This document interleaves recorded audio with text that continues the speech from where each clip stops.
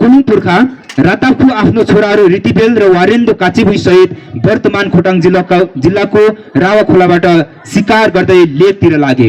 उनीहरू सोलुखुम्बु जिल्लामा अवस्थित ढ्याङखर्क डाँडा रनो वक्खा हुँदै कुलुपुङको निस्केर साल्पा पोखरीको छेउमा शिकार मारे। शिकार भाग भन्दा लगाएर विधि विधान गरे, जसलाई कुलुङ भाषामा साहाल भनेर भनिन्छ। त्यस स्थानलाई साहाल अर्थात् साहाल्पा भनिने गर्न थाल्यो। त्यही साहाल शब्दलाई कुलुङ रिदुम अर्थात् मुन्दुममा बिबुरिम अर्थात् बिबुखा तबुखा भनेर भनिन्छ।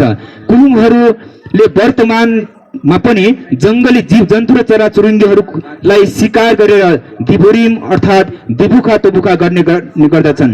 रातापुले साल्पाको छेउमा साहाल शिकारको विधि विधान गरेर मुटु, कलेजो र कान, मुख र हात खुट्टाको थोरै भाग मालिङ्गोको चुच्चोमा अर्थात् चुचुम्बीमा उड्ने, सबैभन्दा उच्च रहेको चुचुरा कैलाशमा मौलु र शिकारीले बास गर्छन् भन्ने सामाजिक मान्यता अनुरूप सिलुछोको चुचुरोमा चुचुम्बी चढाए। त्यही रिदुम अर्थात् मुद्दुममा आधारित मौलु र शिकार पुज्ने प्रचलन वर्तमान समयमा पनि कुलुङ संस्कृतिमा जीवित रहेको छ। कुलुपोङबाट साल्पा पोखरी करिब 20 मिनेटको दूरीमा अवस्थित छ। कुलुङ समुदायमा चारैतिर पहाडले घेरेको लाम्चो आकारको साल्पा पोखरी प्रति धार्मिक, सांस्कृतिक र ऐतिहासिक रूपले ठूलो श्रद्धा र विश्वास रहेको छ। कुलुङ सिलेमोप र देमोप जो धामीहरूको शिर उठाउने पवित्र स्थल हो साल्पा र सिलुछो अर्थात् सिलिछो।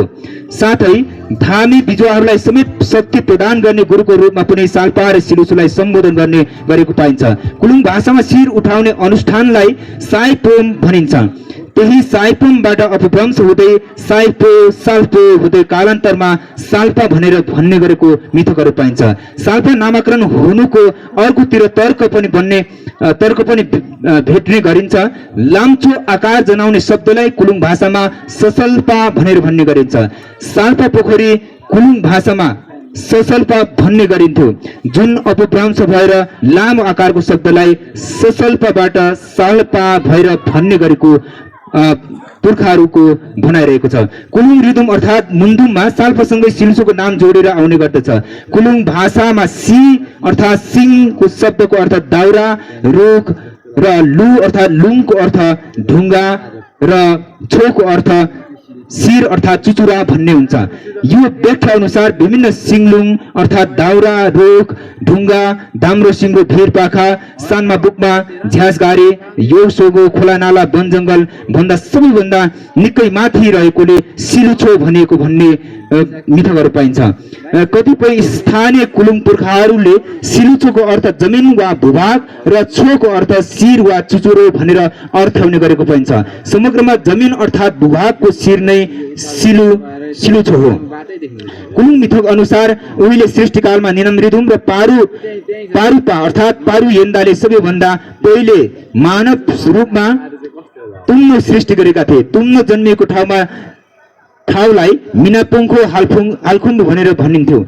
कुलुङ भाषामा मिना अर्थात् मिनगाली भन्नाले मान्छे अर्थात् मान्छेको स्वरूप र पोङखो अर्थात् पोखको भन्नाले उत्पत्ति अर्थात् सृष्टि भन्ने गरिन्छ। त्यस्तै कुलुपोङखो योभन्दा अलिकति परतिर छ। हाम्रो के अरे आजको प्रमुख अतिथिज्यू अघि पुग्नु पनि भएको छ। यो कुलुपोङखो शब्दको अर्थ कुलु अर्थात् कुलु भन्नाले कुलुङ र पोङखो भन्नाले उत्पत्ति अर्थात् सृष्टि भन्ने बुझिन्छ। समग्रमा कुलुङ जातिको पुर्खाहरूले खोरिया फाड्दै विस्तार गरेको अर्थात् आबाद गरेर भस्मी फारेर बस्न सुरुवात गरेको स्थानलाई कुलुपोङखो भन्ने भनाइ छ। त्यसैले कुलुङहरूको लागि कुलुपोङको एक ऐतिहासिक क्षेत्र रहेको छ। अहिले पनि कुलुपोङको डाँडामा पुग्ने बित्तिकै कुलुङ जातिले शिर निहुर्याएर ढोक्ने गरेको पाइन्छ। धन्यवाद।